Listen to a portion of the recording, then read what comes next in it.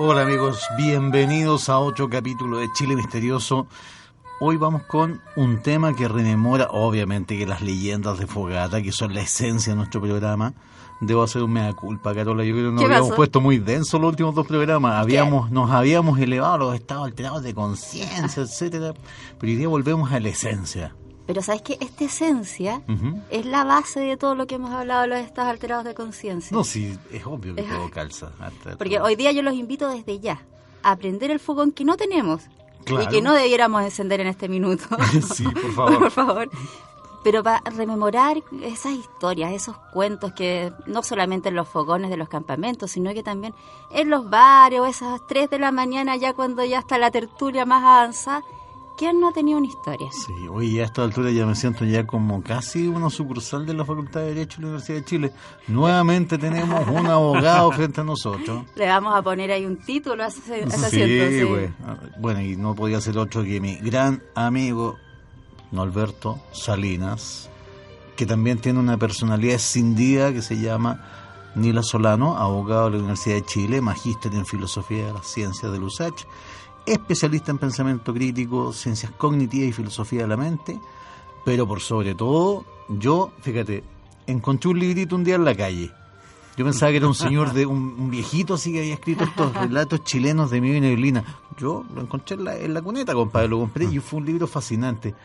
Son pocos los libros de terror que a mí me han asustado, pero ese realmente me provocó miedo, me hizo mirar bajo la cama antes de dormir. Sí. No, yo tengo que decir que son pocos libros de terror chilenos, además, que nos llevan a la historia de nuestro país, que nos hacen imaginarnos los lugares y que nos dan susto.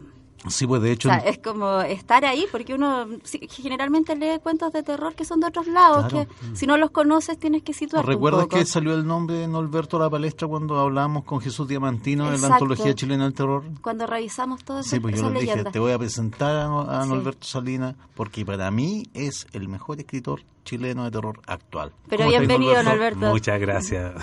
No sé qué decirle con esto.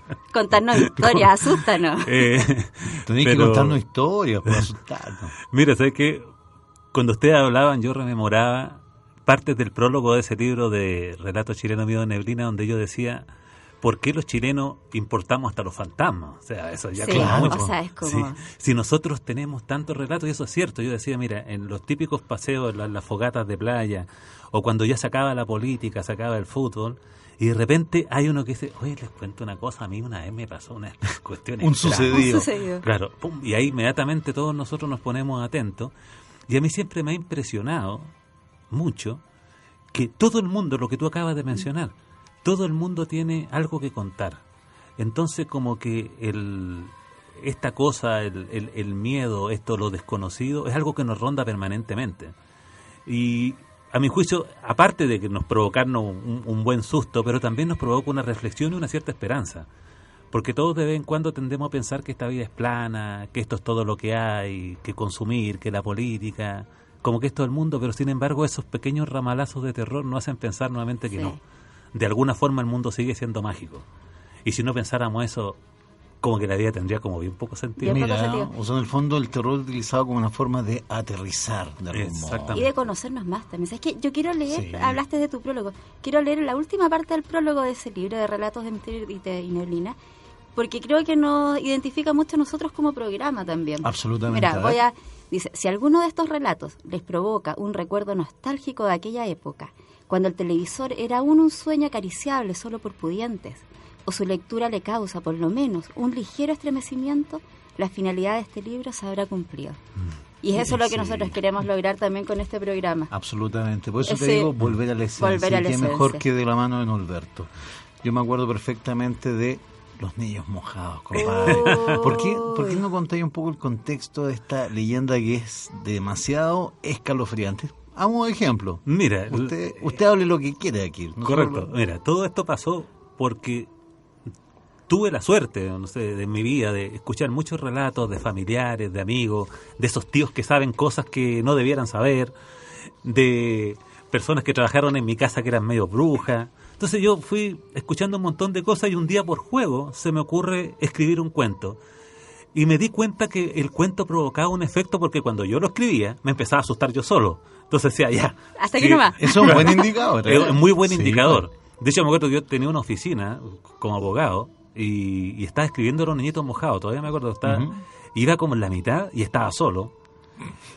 Y me dejé influenciar por lo que está haciendo en el cuento y paré y me fui. No lo terminé. Y No, lo seguía el otro día. Realmente es un relato escalofriante de los niños mojados. Contemos Claro. un poquito el Cuenta relato. un poco, Sí. cuenta, sí. Po. Te voy a contar un poquito el relato, cómo es la historia original. La historia original me la contó mi hermana, ella estudiaba medicina en Concepción. Y por lo mismo yo la iba a ver, porque ella era estudiante universitaria, entonces de repente nos poníamos a contar cosas, y ella me contó la historia de que eso había pasado en una zona de Concepción. Entonces, yo obviamente lo ambienté el lugar, pero los hechos que se describen, digamos lo que se puede llamar como el núcleo rector del terror Claro. dentro del cuento, es más o menos lo que se describió que pasó. Es decir, unos tipos van en una furgoneta, o en una especie de furgón, en la noche, en la zona donde ocurrió. Lo que pasó es que, según se dice, fue eso de haber pasado hace como unos 40 o 50 años atrás, que era un bus de unos niños que venían de un colegio y se cayó. A uno de Una los quebrada. numerosos Claro. ojos de Una agua que hay. quebrada, Claro. sí. Y murieron todos. Claro. Entonces cuando los vehículos pasaban en ciertas noches, sobre todo noches de invierno por esa zona, de repente miraban por el espejo retrovisor. Pero no es que miraran, sino que primero sentía un ruido, era Con jadeo. un jadeo de frío, ese típico jadeo de frío cuando sales de la playa, ¿no es cierto? Claro. Entonces los tipos sentían ese ruido, miraban por el espejo retrovisor y ahí atrás había unos niñitos sentados, Oh. mojados enteros, así pálidos, y con los ojos medio blancos, según describía, así como amarillo, que es como el típico aspecto que tiene una persona que muere Que está congelada. claro, Claro, congelada y que estaba sumergida en el Claro, agua. y que estaban atrás en el tiritando atrás en el asiento trasero. Qué terrible. Entonces, claro, y la parte ya más extraordinaria es cuando de repente fue un bus. Esa fue la parte que como más me impresionó y por lo que escribí el cuento. Iban dos tipos en un bus y de repente sienten esos mismos ruidos y miran hacia atrás y estaba el bus lleno de niños. O sea, imagínate la escena. ¿Va?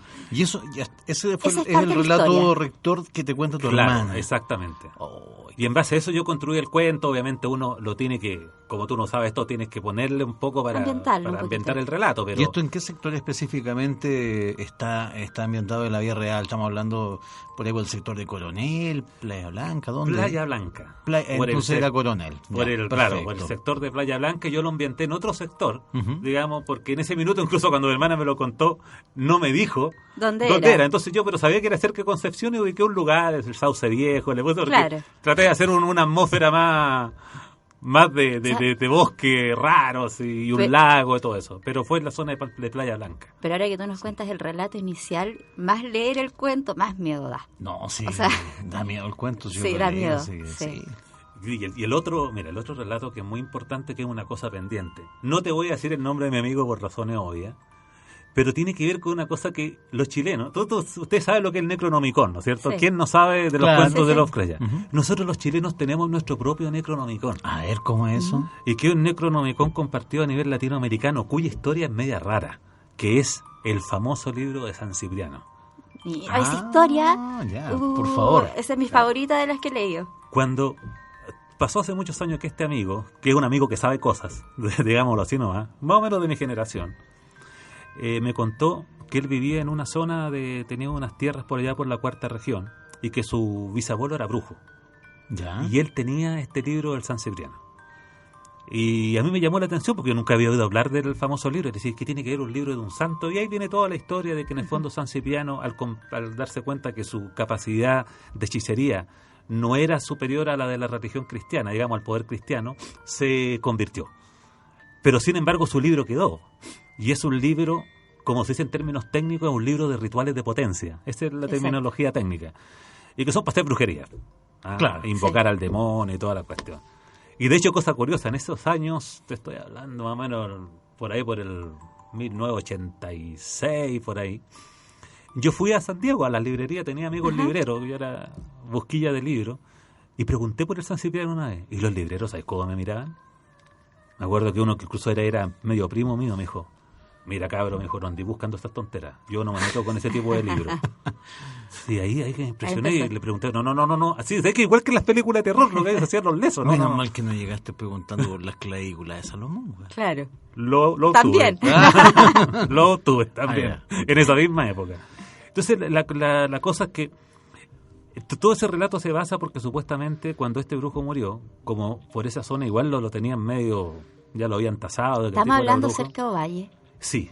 Ya. O sea, hacia el interior. Hacia el Unas interior tierras que de le dieron Ovalle. a unas personas, fíjate que es súper curioso, que fueron descendientes de los héroes de la Guerra del Pacífico. Entonces, como compensación por la guerra, le dieron estos terrenos. Que es un lugar muy extraño, muy mágico. A mí me encantó, yo los fui a conocer. Justamente cuando hice el cuento. Entonces, ahí me contaron toda la historia y todo lo que yo describo en ese cuento, que se llama La cabra sobre el tejado. Oye, Sí, sí. ese es mi Todo favorito. es igual. Todo es igual a como me lo contaron. Ahí yo no agregué nada.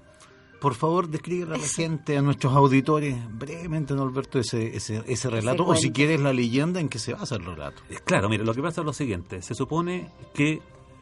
Ahora bien, veo que estas leyendas no son nada leyendas, porque en el fondo No. son No, cosas que han no, sucedido en tu son- círculo cercano, finalmente. De Son hecho, historias. yo tengo pendiente una visita con este amigo y otros amigos para ir a buscar el San Cipriano, que fue lo que quedó pendiente en el cuento. Oye, ya. antes de ir, ¿es Pulpica o no? ¿Eh?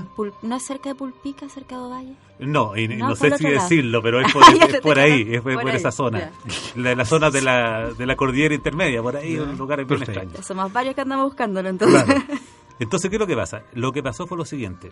Cuando mi amigo fue a visitar a sus familiares en verano, que solía hacerlo, se juntaron con una tía que vivía en otro cerro por allá, que también era bruja, era la nieta o la hija del brujo original. Y empezaron a conversar del tema de San Cipriano. Entonces ella le pidió ayuda porque querían hacer un ritual para poder determinar, que es como muy parecido al ritual de los entierros, que tú haces un ritual con fuego y el fuego te indica dónde estaría supuestamente el libro oculto. Pero ¿qué pasó? Que ellos empezaron a hacer el ritual y unos niños chicos se pusieron a jugar con el fuego y alteraron el ritual. Perfecto. Entonces, cuando estaban en la noche, y ya se habían ido a acostar, ya que no había pasado nada, la señora esta se fue para su casa y empiezan a sentir unos ruidos arriba del techo. Oh. Y salen, y ahí viene una cosa que en el San Cipriano está descrita, que es la cabra infernal. Entonces, mi amigo dice que él sube con su hermano arriba y ven, y era una cabra, como una especie de cabra, así como de tono añil, así como medio azules claro, y con el ojo inyectado en sangre. Y que pateaba arriba del techo. Entonces se sube otro caballero que vivía por ahí cerca, a tratar de espantarla, y la cabra arranca, Ujú. y salen persiguiéndole, incluso hasta con escopeta. Partieron porque eran una zona así como de varias pircas que iban saltando, y decían que a medida que corrían, esta cabra se iba transformando como en un toro, como en un dragón, como en diferentes cosas. Y ellos le iban persiguiendo, tal cual yo escribo en el cuento, y de repente como que se detienen porque como que desaparece y se acuerdan que los niños chicos habían quedado en la cabaña. Y ahí viene la cosa extraña, porque cuando llegan los cabros estaban con ataque de miedo, y lo que habían visto era un viejo, un señor así, vestido Ya. de negro, con un gorro como alón, así ancho, Ya. pero lo extraño era la posición en la que estaba. ¿Cómo está? Estaba con los brazos abiertos y con un pie recogido para atrás. Como garza. ¿Ya? De la misma forma que se describe, fíjate, en los marineros del Caleuche. A los Claro. por algo se le llama los trocados, efectivamente, los marineros del Exactamente, Caleuche. esa posición extraña que, bueno, después yo estudiando cosas sobre brujería, sobre todo de posiciones, son posiciones de poder. En esa es la posición en que apareció este tipo así en la puerta de la casa. Los tipos estaban con ataque de terror. Entonces lo que me contaba amigo que al final se despidió de su tía, que era la que ella quería buscar el libro, y le dice que volviera un día porque él sabía que el San Cipriano estaba allá y había que sacarlo. Ya.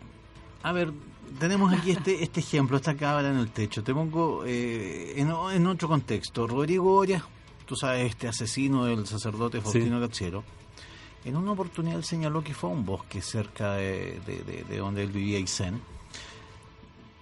Y bueno, obviamente que invocó al diablo siguiendo todos los procedimientos, Los rituales. que se entienden para este efecto.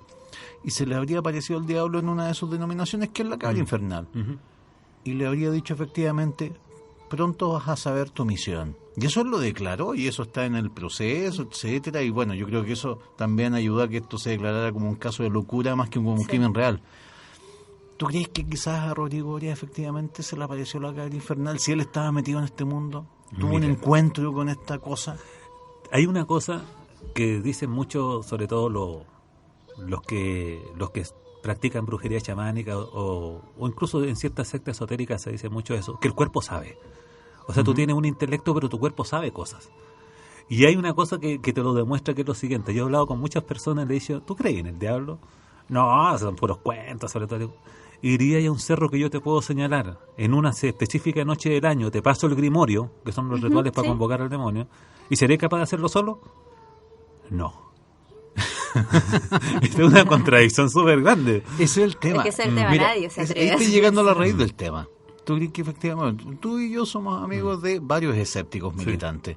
¿Les hay planteado este desafío a Sí. escépticos militantes? ¿Qué te han dicho? Mira, entre ellos se ríen, dicen que lo harían, que no tendrían ningún problema, pero tú cuando lo hablas personalmente, dicen no sé. No, si es lo mismo, sí, mira, es como lo mismo que a mí me pasa. Yo he conocido escépticos que no serían capaces de cruzar el cementerio de lado a lado en la noche. ¿Para qué estamos con cosas? Sí, es verdad. Hay temores atávicos que nos cruzan a todos, sí, es verdad. Sí, ¿sabes por qué? Incluso, ¿sabes por qué yo no lo haría? De hecho, yo soy, en ese sentido, era bastante escéptico, y también lo sigo siendo en muchas cosas, pero no lo hago incluso por una razón que es súper justificada, que es la siguiente. Que cuando tú estás en un estado emocional alterado, tu percepción del mundo cambia. Perfecto. Entonces tú, hasta cierto punto, ¿por qué en las ciudades no se produce tanta brujería como se produce en los pueblos chicos? Porque como que toda la masa genera una energía que a ti te ata a este mundo, a lo que un amigo le llamaba la costra. O sea, nosotros estamos en la costra, es como una cosa que tapa la realidad mágica del mundo, que es la ciudad, su cemento, sus autos, su Entiendo. ¿te entiendes? Entonces cuando tú estás solo, como que tus sentidos se alteran, porque tú estás haciendo, fíjate, cuando tú estás haciendo una invocación, estás poniendo en riesgo mortal a tu propia psiquis, porque estás haciendo algo que tu cerebro no comprende, porque es, como diría don Juan de Castaneda, un desatino controlado. Estás haciendo una cosa que está alterando tus parámetros normales, y por lo tanto te puede abrir la percepción qué de otras realidades. Qué buena frase la de Castaneda que acabé de citar. Claro. Un desatino controlado. Desatino controlado. Y de hecho, para poder tú, decía Castaneda que tú justamente ejercicios para ampliar la percepción y hacer cosas desatinadas, como por ejemplo ver tele con la tele apagada. Porque estás poniendo a tu cerebro, a tu cerebro que te mantiene en una sola sintonía, en una situación Estás poniendo en de jaque, en el desconcierto, fondo, lo pone en claro. desconcierto, y como queda en desconcierto, deja de vigilar la puerta de entrada, porque es el rector que no te deja pasar ciertas cosas. Entonces, como lo desconciertas, se corre la puerta y tú entras a otro mundo. Entonces imagínate que estás haciendo un ritual, tú eres un escéptico, estás poniendo las piedras, estás haciendo una invocación en latín, solo en la noche. Más aún.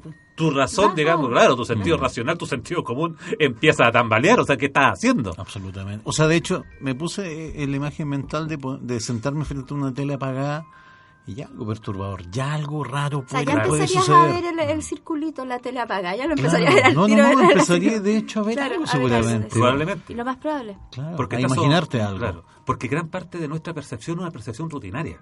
Cuando tú la alteras, y hay muchas formas de alterar la percepción, una forma de alterarla tú sabes con alucinógeno, Sí. pero hay otras formas que son con rituales. Absolutamente. De De hecho, hecho, estuvimos conversando de Sí. eso 2 sesiones. Sí, de hecho los Sí. rituales alteran la percepción, y eso lo saben hasta desde los masones a los católicos. Sí, O sea, es pues, una transversal. realidad de los Sí. que manejan los temas espirituales. Entonces, si tú te vas a hacer un ritual solo, donde Ay. ya no tienes una persona que te acompañe arriba de Que un te cerro, ancle, claro, que te hable y ancle. que te ancle, que los dos... Claro. Porque tú cuando estás con otra persona tienes un acuerdo perceptivo de la realidad. Te voy a hacer ¿Entendés? otra pregunta entonces, Norberto. ¿Quién es ese hombre de manta de Castilla y de sombrero alón que se aparece en los caminos del campo? ¿Es efectivamente el diablo? ¿Es un sirviente del diablo? ¿Quién es finalmente?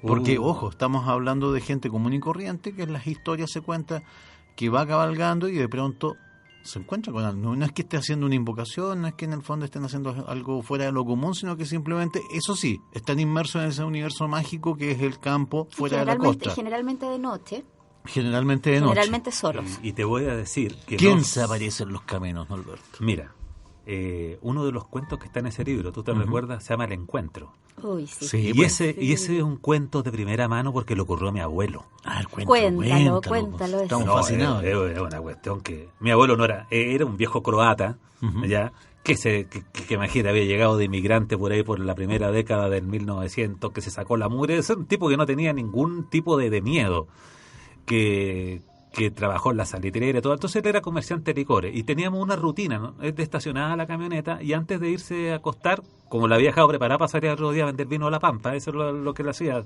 hacia la salitrera, le dijeron, anda a guardarla. Entonces él, para guardarla, tenía que avanzar y al llegar a la primera boca calle es una calle subida.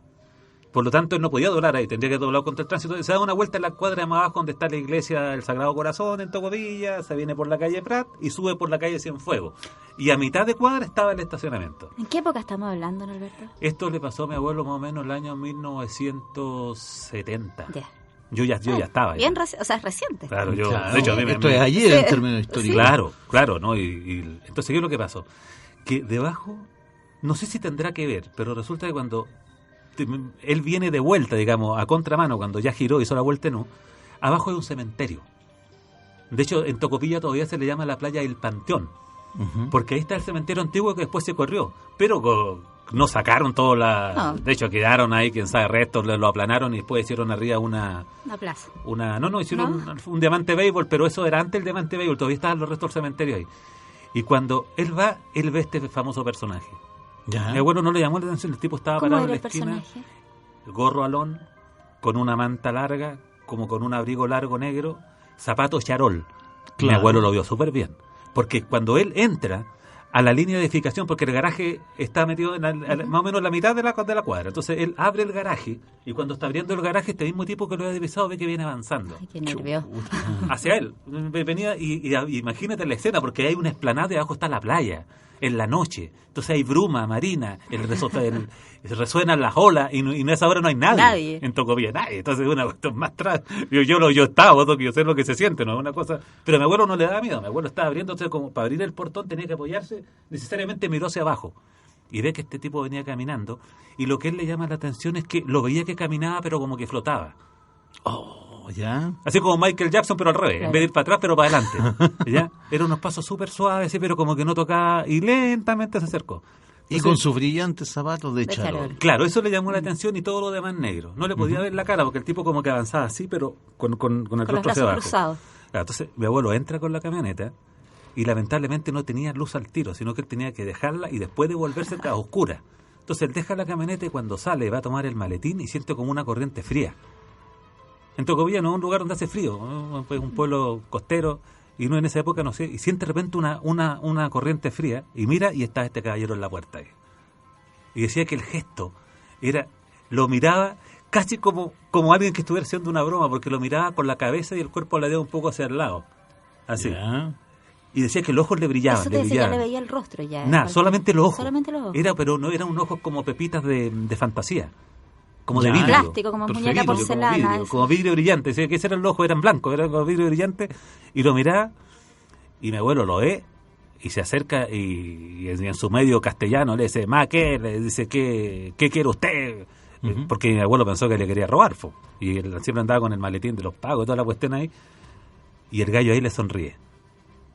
Y dice que al sonreírle eran como puros colmillos blancos. Ay, qué nervio. Así, y lo quedo mirando así. Y ahí mi abuelo parte y agarra un fierro que lleva adentro para pelear con el tipo, y sale y no estaba. Entonces sale, mira para afuera, hace con harto cuidado, no está en ninguna parte, cerró el garaje, siguió mirando hacia las dos esquinas, nada, Caliente. y se va. Y se va lento, así con el maletín, y hasta el fierro, se fue con el fierro, da la vuelta para subir hacia la casa de nosotros, y otra vez la sentación en la espalda. Ya. Y se da vuelta, y el tipo estaba parado en la otra esquina, en un lugar donde no había nadie. En ese minuto, porque él vio todo, por si lo estaba esperando. Y ahí estaba parado en la esquina, en la misma posición. Y ahí apretó cachete nomás mi abuelo. Nada de, ahí corrió nomás y se entró a la casa. Y mi abuelo no era un tipo que se asustara, y decía a mi mamá y mi abuela que estaba realmente descompuesto. No, de hecho, nunca más volvió a guardar la camioneta solo. ¿Nunca más lo vieron tampoco? No, nunca más, porque de ahí nunca más volvió a hacerlo. Ya, O sea, nunca más en la siempre noche iba ahí solo. acompañado, nunca más lo hizo solo. Nunca más. Oye, ¿más historia en Tocopilla que lo hayan visto otras personas? ¿No? Sí, yo tengo ¿Sí? una persona que trabajó en mi casa, que era amiga bruja, lamentablemente ya falleció, pero era muy amiga mía, la Lolita. Y la Lola también lo vio. En Tocopilla se ve mucho, hay muchos relatos, sobre todo hacia el lado norte, hacia las playas del norte, que en esa época, sobre todo porque el camino costero que une Tocopilla con Iquique no estaba bien terminado, entonces era muy poco frecuentado.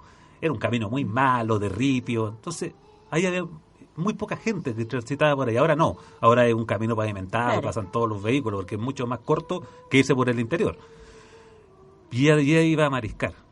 Y ella le decía, esta amiga mía, esta señora, sabía cosas.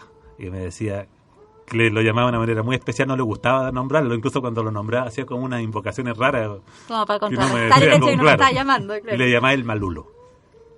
Ese Ese es un tema aparte, pero siempre se le conoce como el cola de flecha, el cola de Claro. vallica, el malulo, el enemigo, el Mandinga. maligno, el mandinga. Siempre se evita nombrarlo de modo directo.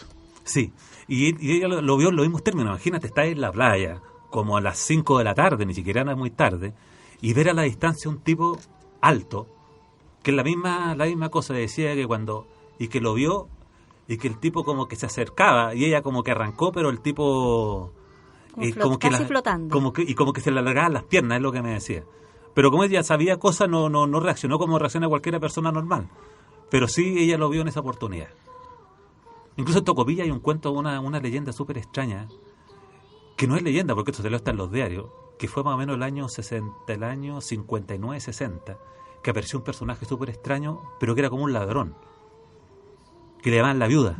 No sé si leíste... Eso lo vamos a dejar para la segunda parte, ¿no, Alberto? Porque suena demasiado interesante. Así que A la vuelta, aprovechen. acuérdate, cuentos que hayan quedado fuera de tus libros por falta de espacio. Sí. Y obviamente que nos adelantes algunos de los que se vienen en tu nuevo libro, por supuesto. Sí, por supuesto. Ya, chicos, quédense en sintonía, no se despeguen, vayan por un vaso de agua en puntilla y nos encontramos a vuelta comerciales.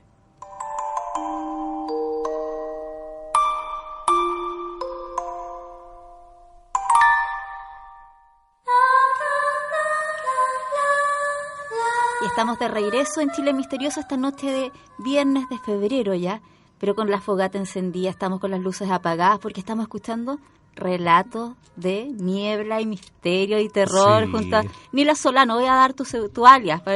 Estamos, Solano. estamos Me con- siento más a gusto. más a gusto, me imagino. Bueno, este lado es el escritor.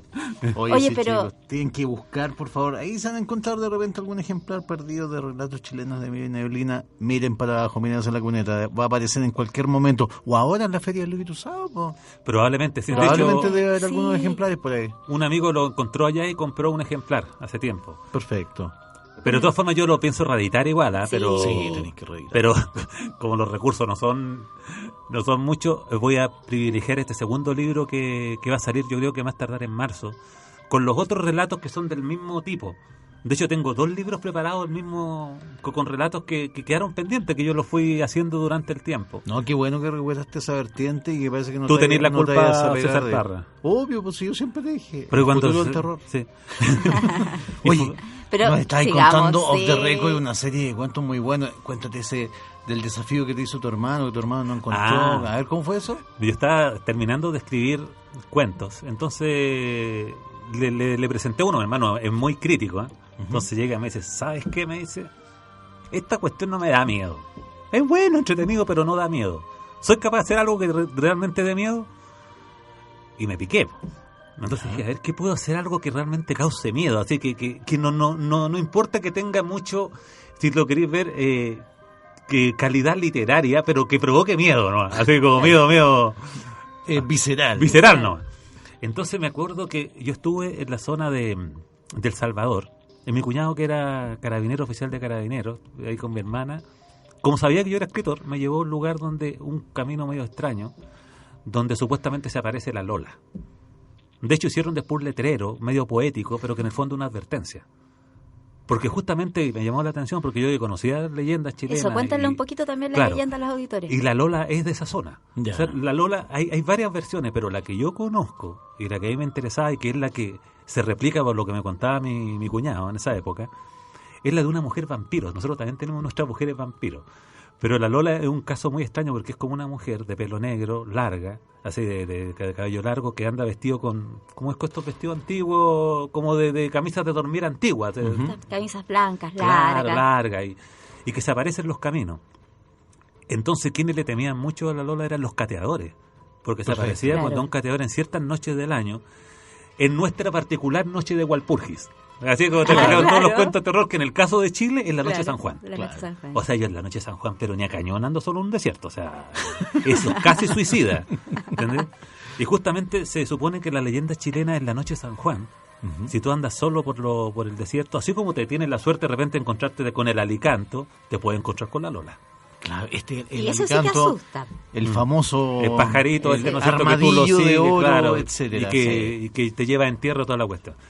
Entonces, ¿qué es lo que pasa? Que la Lola persigue, ese es el problema. Corre a una velocidad sobrehumana, entonces no tenéis cómo arrancar aunque vaya en un caballo. De hecho, los cateadores, muchos lo encontraron muerto, y pues la Lola no te mata mordiéndote el cuello, ¿no? Sino que te entierra las uñas, tiene unas uñas largas y te la entierra en las costillas. Se sube al anca y te mata.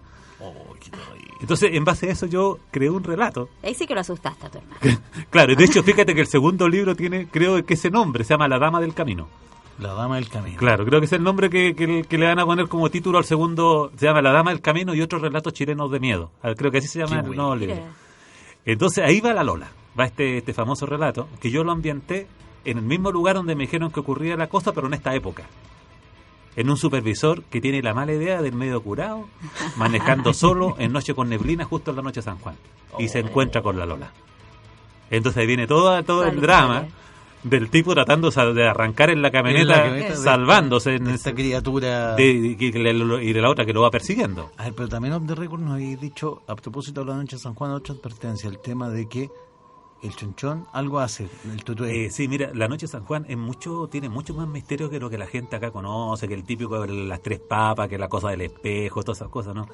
Pasan cosas raras en la noche de San Juan. De hecho, portales, pues, de apertura de portales. Sí, porque por la situación, no te olvides que en la noche de San Juan, si no me equivoco, es justo cuando se produce el solsticio de invierno. El solsticio de invierno, sí. Efectivamente.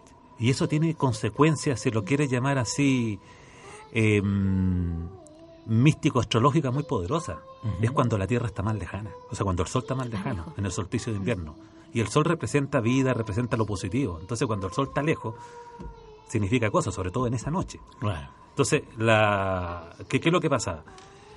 A un amigo le pasó una historia muy extraña, pero que son historias extrañas que dan miedo porque son muy originales. Y porque son reales, por escucharlo. Claro, me dijo, mira, yo me encontré, estaba ya cerca de Valparaíso, y estaba esperando un tren, creo que hay un tren que pasa por ahí, que va hacia yo no me ubico bien en el litoral central, pero es como un trencito que corre. Sí. Y él estaba en la estación, y se le acerca un tipo a pito de nada, muy bien vestido, pero como en un traje como es usado en la época, con un gorro jipijapa, de terno, con abrigo, muy elegante, pero como que fuera el lugar. Y de nada le empieza a conversar. Y él sabía que mi amigo iba de excursión. Entonces le dice, ¿usted sabe qué noche hoy día? Sí, me fui la noche de San Juan, me dijo. Sí, pero hasta la zona que va usted hay aves, ¿no es cierto? Claro. Hay de todo tipo de aves cazadoras, depredadoras de ratones, cosas así. Y también hay lechuza y chuncho, le dijo. Sí, le dijo, sí, claro. Tenga cuidado, le dijo. Porque esta noche el chuncho come gente. Entonces el relato trata de eso. ¿Qué es lo que les pasó cuando se metió? Porque obviamente él no le creyó, pero el tipo le dice esto y se va. Una cosa súper extraña, como que desapareció. Como que estuvo ahí solamente para decirle este mensaje. Y después, y sin adelantarnos más, algo muy malo le pasó esa noche. Algo malo pasó esa noche, por supuesto. Esa es la gracia del cuento. Algo muy raro. Oye, a propósito de... perdona, un detalle. Sí. Que el tipo, a pesar de estar, le dijo otra cosa más. Lleve sal corriente. Porque la única forma de defenderse es con la sal corriente, que es una cosa muy típica. Ritual, muy universal. Sí. El tema de la sal, como una contra vampiros, demonios, etc. ¿Sabes por qué, no? Te demos el dato técnico. Sí. Porque se supone que todas estas entidades tienen una composición acuosa, húmeda. Y la sal tiene la propiedad de que absorbe la humedad. O sea, de hecho, por ejemplo, Jesús Callejo dice, no hay historias de duendes en los puertos, porque los duendes no se acercan al mar porque es salado. Claro, sí, en realidad. Curiosamente. Y siempre están cerca curiosamente, de fuentes de agua dulce. O donde hubo pozo, todas las cosas. Y por eso que hay otra cosa, que también tiene que ver con eso. Por eso que muchas veces un cactus es protector, porque el cactus que consume humedad, o sea, si estás en un lugar y estás viendo que es fenómeno extraño, poltergeist, y que tienen esa consistencia húmeda, pero incluso hasta se puede sentir, pone un cactus. Claro, te cataliza la energía. Y claro, el cactus se absorbe toda la humedad y te protege. Tienes toda la razón, efectivamente estos seres tienen esa especie de consistencia casi, podríamos decir, digna de Paracelso, un poco acuosa, por decirlo Sí. así. Pero hablando de personajes, hay un personaje de uno de tus relatos que es realmente intrigante. Me estoy refiriendo al Loco Feña. El loco Feña. Sí, no Mira, sé, cuéntalo tú. El Loco Feña es una cosa, una de las razones por la que no lo he publicado es porque, como decía un amigo escritor, el que expone se expone. Y el Loco Feña es mi historia personal. Demasiado personal mía. Entonces Ahora, es como contar parte de mi autobiografía. No, Entonces, sí, es verdad, sí Sí. me consta. sí. Si quieres no contarlo en este minuto, No. cambia. Pero es interesante porque yo creo que voy a publicar. De hecho, mi hermano me dicen, los que lo han leído, ¿cuándo voy a sacar el Loco Feña? Porque el Loco Feña es todo un relato místico filosófico. Contiene cosas muy novedosas, o sea, cosas que yo jamás hubiese sabido si no es porque me la cuenta No, este pero personaje. tenés razón, es como tu libro que más, parte, ¿cómo como- decirlo? Más Tito Fernández. así, Claro, ¿no? exactamente. Es demasiado, sí, es como Eh. demasiado exponerte tú mismo. Y determinó mi vida, por lo demás. Claro. Determinó mi vida, o sea, Sí. el Loco Feña determinó mi vida, determinó que yo hiciera un magíster en filosofía de la ciencia y que considera esta cosa que te estaba comentando antes, que es el neuroterror. Tiene mucho que ver con lo que... Hablemos del neuroterror. Mira, lo que sé es que el neuroterror es una creación mía, que yo la quiero tirar. En el tercer libro voy a tirar el primer cuento de neuroterror. ¿Y por qué lo cree? Porque yo como filósofo de la ciencia, digamos, mi otra personalidad, gracias a las cosas que aprendí, Mi otro yo, ¿ya? las cosas que aprendí en Loco Feña, básicamente el Loco Feña, todo ese libro trata de enseñarte una cosa, que el universo es personal. Como decía Feña, el universo es una cuestión personal. Es el problema de un solo individuo frente a la inmensidad de los desconocidos. Y dice, pero ¿cómo que es personal? Sí, no, y ahí él te va explicando una cosa muy difícil de asimilar, que el mundo es personal. O sea, incluso si tú lo consideras desde el punto de vista de lo que es la neurociencia actual, la neurociencia te dice, sin decírtelo, te lo dice pero lo calla, te lo da a entender pero no pasa más allá, que todo el mundo que tú conoces, esta mesa, este salón, este estudio de radio, está pasando dentro de tu cabeza, contigo adentro, en el mismo escenario y con los mismos materiales de los sueños. Pero ¿sabes lo curioso, Norberto? Que eso es como que de niño lo supiéramos, Sí. lo sospecháramos. De hecho, ¿quién cuando no era niño Pesadillas. o en pesadillas de la infancia, uno sabía que quizás este mundo era una creación de uno solo mismo? A veces en esas noches donde tú que te quedas conversando con tu hermano, tu primo en la oscuridad de la pieza, existirá Dios, existirá el infinito, y también surgía, ¿no será que el mundo que yo conozco solamente será una invención mía? Y ahí viene lo terrible, porque ¿qué es lo que imagínate? Asumamos por un rato, porque es difícil, porque nosotros tenemos, curiosamente, la Matrix. Es real. O sea, la Matrix es el mundo, este mundo es la Matrix, a lo que se refería a la película Matrix, pero uno no lo puede aceptar, como que hay un condicionamiento súper extraño. Aquí me pongo un poco paranoico, medio conspiranoico, Dale, no. que nos hace creer que el mundo es objetivo. Incluso aunque yo lo sé, yo igual me comporto como si el mundo realmente existiera y yo tuviera relación con otras personas, no lo puedo evitar. Y hay razones por las que uno no lo puede evitar, eso ya las podría explicar. Pero, en concreto, ¿qué es lo que pasa? Cuando tú asumes que el mundo es una cosa personal, un sueño, esto es un sueño, es el sueño actual, llámale. Este es el sueño presente. Lo que tú le llamas sueño fue la realidad precedente que tuviste anoche. Y que se te ve a veces media estrambótica porque la gente no lo sabe, pero tú sueñas como 7 veces. Claro. Si tú haces práctica de sueño, te das cuenta Sí. que sueñas como 6 veces. Como tenemos mala capacidad de recuerdo de esas realidades, se nos confunden a veces y decimos, uy, qué sueño más raro tuve. No, los sueños no son raros. Lo que es que mezclaste sueños Recuerdo o mezclaste sueños. realidades. Ya, mira, es curioso lo que estáis planteando, porque esto es... Alguna gente lo ha tomado para bien, dígase, por ejemplo, Connie Méndez, etcétera, Metafísica 4x4. La realidad es modificable a tu favor. Tú puedes modificar esta realidad, esta ilusión a tu favor. Tú tenés otra teoría. No, que no esto lo podéis se modificar. Que no se puede No. modificar, ¿No? tiene una versión mucho más oscura y que efectivamente esto puede terminar siendo algo muy terrorífico. Muy terrorífico. Ah, por O sea, favor. absolutamente, porque en primer lugar, si tú te das cuenta, como te decía, mira, lo que te dice la neurociencia es lo siguiente. Este mundo que tú percibes, el único que conoces, con todas sus leyes físicas, con los fotones, con el bosón de Higgs, con los hoyos negros, con la galaxia, todo lo que tú quieras. Todo lo que nos mostraba que es real. Todo está dentro de tu cabeza. Todo. Y tú también.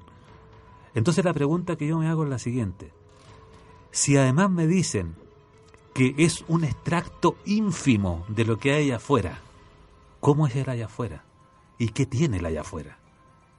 Esa es la parte espantosa de la cuestión, porque es lo más desconocido, y como que me da la impresión que cuando uno es niño y tuvo pesadillas, tuvo fiebre, y percibiste un mundo extraño, un mundo agobiante que no podías comprender bien. No sé si alguna vez eso te ocurrió cuando... Por supuesto. Son como resabios de esas realidades. Porque este mundo, hasta cierto punto, un filósofo que se llamaba Leibniz dijo, este es el mejor de los mundos posibles. Pero yo creo que no entendieron lo que él quiso decir. Eso tiene una componente mucho más truculenta y dramática. ¿Cómo serán los otros? ¿Por qué dice que es el mejor de los mundos posibles? Y tú en los sueños viajas a mundos muy extraños y muy peligrosos. Porque no conoces las reglas como las conoces acá. Y a mí me ha pasado por andar metiéndome en cosas raras y haciendo investigaciones raras que me han perseguido desde los sueños hasta acá. Pasa. A ver, espérate, entremos en detalle en eso. ¿A qué te refieres cuando te has traído algo desde el mundo de los sueños, a lo real? Como te digo, mira, si uno parte, uno de los problemas por los que yo me cuesta tratar de hacer sueños lúcidos es porque yo lamentablemente ya tengo el convencimiento y científico de que los sueños no son sueños. No son sueños. Son otras realidades. Son otras realidades. Entonces tú vas con mucho más miedo que una persona que cree que está soñando. ¿Entendés? Porque tú, de hecho, no sé si alguna vez te ha pasado, pero a mí me han matado los sueños. Pero como uno no puede morir, aparecí en esta. Claro. ¿Entendés? De repente despertás y yo tuve un sueño que me mataron. No, si te mataron. De hecho, yo cuando muera acá, se me va a apagar la tele y inmediatamente voy a aparecer en otro lado porque la muerte no existe. La muerte es una ilusión del pensamiento, no existe como tal. ¿Cómo va a experimentar la muerte? Es absurdo. Entonces, lo que uno hace se va cambiando de realidades pues, a medida que van pasando cosas. Entonces, cuando yo hice prácticas de sueños lúcidos, me pasó que llegaba a estos mundos raros, a estos mundos extraños, que son muy parecidos a este. Ojo, era el barrio, era el lugar donde yo vivo, salí por la misma puerta, así como en un estado raro, porque es como que de repente como que voy a volar o como que podés caminar según lo que tú quieras. Pero es raro, es diferente, como que hay muy poca gente, es todo muy oscuro, distinta. Es como agobiante, es una sensación de agobio, de un mundo pesado, no sabría cómo decírtelo. Y me pasó una vez, te voy a contar esta historia, porque este es un cuento que es un cuento de neuroterror, pero se lo voy a contar. Resulta que yo salgo y de repente llego, no había nadie era mi barrio, y veo unos perros. Así como cuando están en levas, un montón de perros juntos, grandes. Y se me acerca un perro azul. Me llamó la atención que fuera un perro azul. Pero él se me acerca y yo estaba como medio preocupado porque el perro era grande. Decía, no me vaya a morder. Pero yo intuía que estaba en un estado no material, así que el perro no me podía hacer daño. Entonces llego y por jugar yo le acerco la mano al perro. Y el perro llega y me la muerde. Y yo como riéndome del perro porque no me podía hacer daño, pero yo sentía la presión de los dientes del perro, ¿sabes? Y ahí viene la parte rara. El perro entre dientes me habla y me dice, huye, tonto, huye. Me lo dijo en otros términos más groseros, pero no me dijo eso. Te digamos, me dijo, oye, huevón, huye. Y yo quedo, ¿y por qué me estaba diciendo? Y miro para atrás y venía, mira, lo más parecido al caos restante de Lovecraft. No, pero hay que te lo describa. Wow. Era una cosa espantosa. Y el mismo miedo de ver esa cosa, porque era como una cuestión como que era una posibilidad de muerte trascendental, no sé cómo decírtelo. Sí. Una cosa es morir acá, pero la muerte trascendental es algo peor. Es como que te matan en todos los mundos posibles. En todos los mundos posibles. Y esa era la impresión que me da. Es que la cuestión cubría toda la calle. De acera a acera. Era una cosa gigantesca, así como... Bueno, y yo lo veo y aprieto para la casa y ¡pum! Y despierto. Y ahí viene la cosa más terrible. Porque yo despierto y empieza a temblar la cama. ¿Ya? Y yo prendo la luz. Por eso te digo que no fue que yo estuve en un estado duerme vela, hipnagógico. No, yo prendo la luz, me doy la vuelta para prender la luz. Prendo la luz y la cama temblaba y se movía y a través de la ventana se veía la garra esta cosa. Y me quedé sentado en la cama con la luz prendida hasta que se empezó como a desvanecer. ¿Y estabas inconsciente que estabas despierto? Absolutamente. Mira, absolutamente. Y tenemos... Pregunta, ¿sensación de náuseas, asco en este sueño? Sí, mira. Sí, como esa sensación de pesadez, de... Sí, mira, hay una, no me recuerdo el nombre de una película muy buena que vi, que creo que era Terry Gilliam, la última que hizo. ¿Ya? Que esos paisajes, porque siempre Terry Gilliam describe una ciudad urbana muy extraña que te generan, a mí me generan náuseas. Es como, porque como esas mismas ciudades extrañas yo las he visto en los sueños. Sí. Como que Terry Gilliam algo sabe, o es un muy buen soñador y trata de reproducir esa atmósfera acá. No, Terry Gilliam, estamos hablando obviamente de los 60, estamos hablando de mundos lisérgicos que todavía plasma en sus películas. Ahora bien, si a ti efectivamente te pasó eso, Norberto, y fuiste capaz de traer esa garra a esta realidad, ahora, ¿crees que será posible que la gente traiga a estos pequeños hombrecitos verdes llamados marcianos o extraterrestres como una realidad al menos momentánea? Sí, yo creo que sí.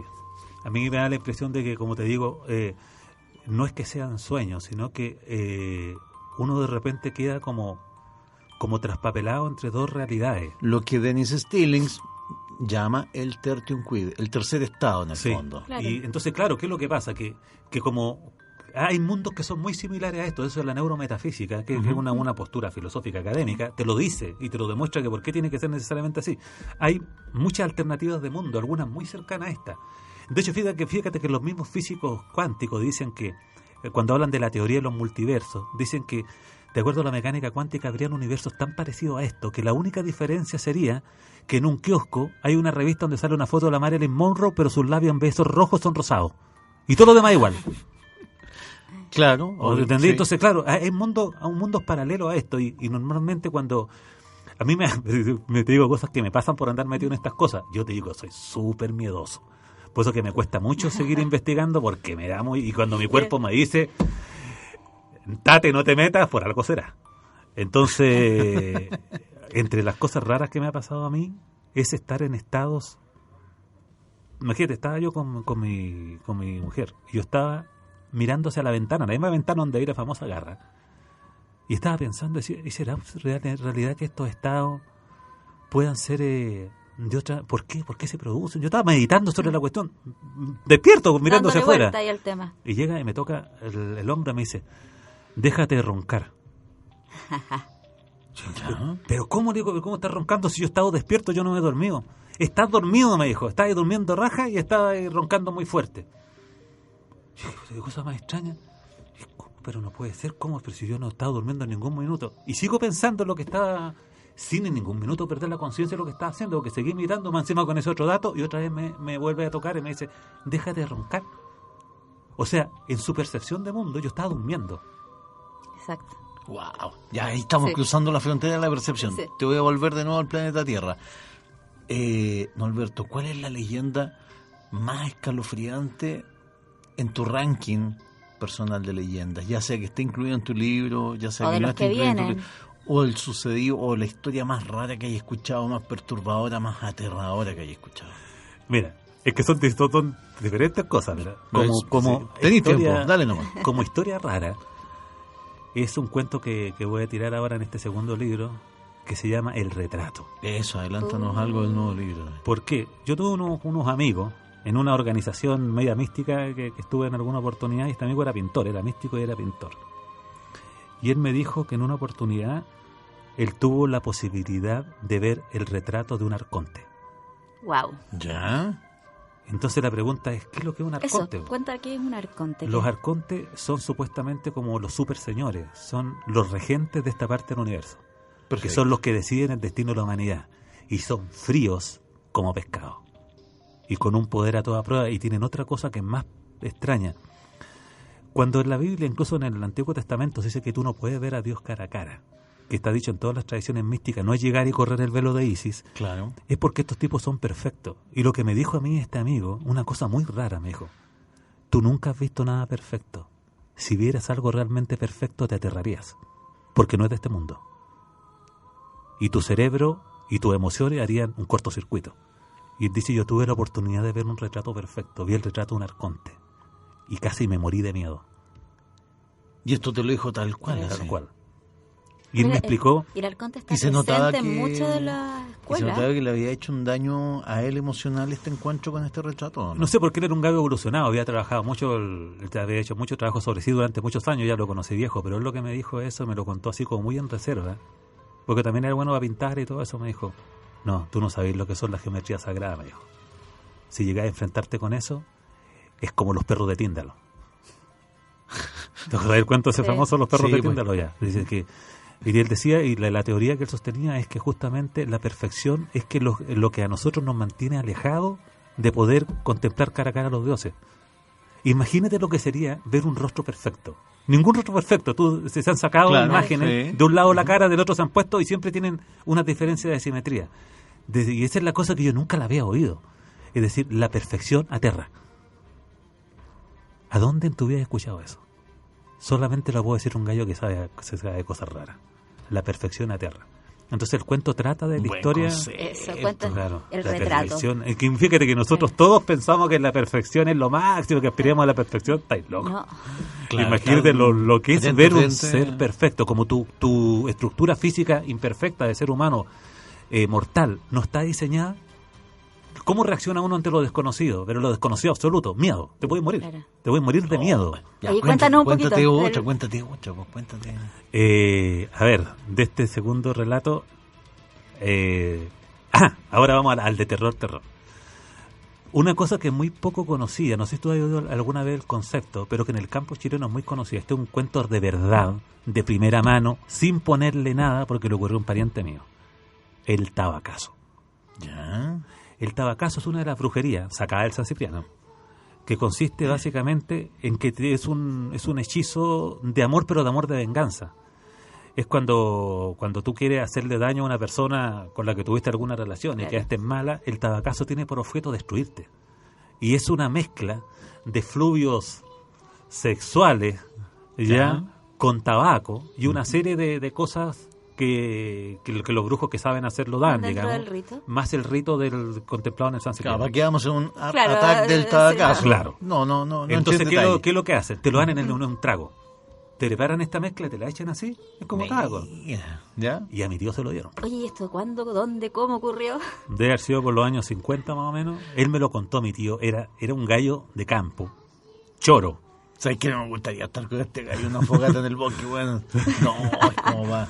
Claro. Y a él le dieron un tabacazo. Y sabéis que la cosa era muy rara. Porque después cuando él probaba trago se volvía loco. Se volvía loco así como... Y tenían que sujetarlo entre varios para que se calmara. Y cuando él se vino a Santiago y le empezaron a pasar cada vez cosas peores, una de las cosas más extrañas que cuenta mi tío, dijo que estaba un día en la cama y iba a tomar un jarro con agua y ve una mano deforme con garras que toma el jarro y se lo vacía al lado en el velador. Y ya porque la cosa cada vez iba creciendo, se había sido un mal más o menos poderoso.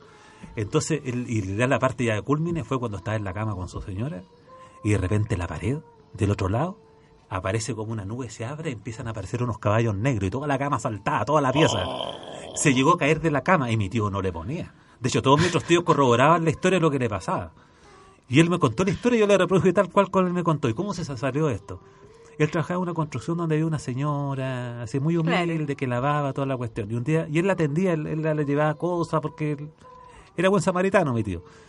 Y un día esta galla lo mira y le dice, a usted le hicieron un trabajo. Y él no le había hecho nada. Le digo, ¿qué pasa? No, a usted le hicieron algo. Y yo sé, fue una mujer. Pero no se preocupe, usted sea bueno conmigo, yo lo voy a ayudar. Entonces le pidió una foto, una cuestión así de esta mujer. Y hizo el ritual y de repente de la noche a la mañana a mi tío se le pasó y volvió a tomar trago como si nada. Y va a ver un día a la señora. Después de más o menos de cuando dijo que le iba a hacer esta cuestión fue como al otro fin de semana y la va a ver y la viejita no salía. Hasta que le golpea tanto sale y se dice que la señora estaba llena de llagas. En las manos, en la cara, en todo. Y le decía, mire cómo quedé por salvarlo, mire cómo quedé. Y entonces la señora, claro, como tú sabes que hay un cierto principio de la todo, brujería, Sí. que tú tienes que cobrar, y como ella no cobró, la naturaleza le cobra al brujo. Por eso que te fíjate, mira, de una cosa bien rara, el mercantilismo mágico, es bien divertida. Mágico. Si tú eres brujo, y tú me dices, mira, ¿sabes que creo que acá hay un hechizo de amor para conquistar a Carolina? ¿No es cierto? Claro. Carolina. Ya, yo te lo hago, pero yo te cobro. Siempre, aunque sea un pesito, aunque me dé una bolsita de sal, lo que sea. ¿Por qué? Porque ante el universo yo dejo constancia que soy un intermediario. Y los efectos kármicos que se pueden provocar perfecto. por alterar las reglas de la naturaleza mediante la brujería se van a radicar en ti, no en mí. Pues todos los brujos siempre te van a cobrar algo, siempre, Claro. siempre. ¿Cachai? Entonces, ¿qué es lo que pasa? Que esta señora le hizo el favor a mi tío de ayudarlo, pero no le cobró. Entonces ni siquiera se ha erradicado la persona que hizo el mal, sino que ella se lo cobró Claro. todo. Y como era una bruja, Claro. parece que era más o menos poderosa, se lo logró aguantar. Po. Y mi tío nunca más le pasó nada. Y yo te digo que estuvo alrededor de 5 años que no podía tomar. Tú le das ahí un poquitito de vino y se volvía loco. Y además encima tenía estas visiones en las noches que le aparecían cosas. Y eso es una brujería famosa chilena, se llama el tabacazo. Pucha, no, Alberto, pero nuevamente el tiempo, el Lamentablemente. maldito tiempo. Creo nuevamente nos traiciona. Sí. Oye, Carola, yo creo que vaya a estar de acuerdo conmigo en que, aparte es un excelente escritor, Norberto realmente, cuando narra con esta pasión, te mete dentro de un mundo que realmente te asusta. Sí. Sí. No es solo leerte, No también solo- asusta Sí, escucharte. Sí. escucharte también. Sí. Tus nietos van a tener un buen abuelo ahí, van a crecer contando buenas leyendas, buenas historias. Hoy Y- muchas gracias, Norberto, por estar hoy día con nosotros, por compartir las pasaste. historias. No, gracias a ustedes Y por no va a ser invitarme la última vez, para en mí. absoluto. Sí, lo vamos a No. invitar de nuevo a Norberto, Sí. por supuesto. Cuando edité el libro, por avísanos y te supuesto. invitamos y lo promocionamos. Exactamente. Y a la gente, bueno, decirles que efectivamente estén atentos, porque pueden encontrarse, ahora estamos en plena feria del libro usado, Sí. que vayan y traten de encontrar relatos chilenos de miedo y neblina y la travesía de Vulcano, pues, compadre. Que Claro. la gente vaya y trajine. Ese es de tu Sí. otro yo. Ese es mi otro yo. Es todo hecho yo. Mira, Claro. yo creo que la única forma como tú puedes tratar con esta dualidad que es el mundo, o sea, así tal como la dualidad onda-partícula, que nadie la puede resolver, pero existen las dos cosas, es que tú tienes que tener aperturas y separado tus mundos. O sea, hay un modelo de pensamiento para tratar con la realidad, pero hay otro modelo de pensamiento para tratar aquellas cosas que la realidad calla, pero que tú sabes que están ahí. Y si no querés volverte loco, de repente, la mejor manera es tener los mundos. Bien Eso. separaditos. Y por eso no es bueno que Chile Misterioso quizás dure tanto. La gente se puede volver loca. Nos podemos volver locos. Ya, chicos, que estén bien. Nos encontramos el próximo viernes.